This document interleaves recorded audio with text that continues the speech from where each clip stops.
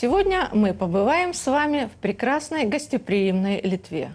У нас есть для этого хороший повод. В апреле 2016 года здесь прошло заседание Исполнительного совета Всемирного конгресса крымских татар.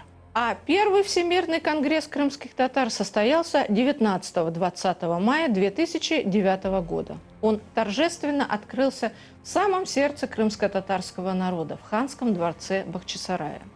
420 делегатов Конгресса из 13 стран приняли тогда обращение к президенту Украины, Верховной Раде Украины, Организации Объединенных Наций, Совету Европы, Европейскому Союзу и Организации по безопасности и сотрудничеству в Европе.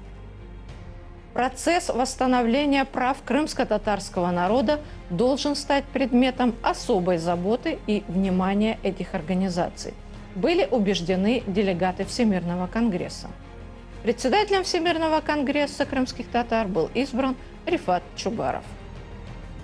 После некоторого перерыва в прошлом году, 1-2 августа 2015 года, собрался Второй Всемирный конгресс крымских татар.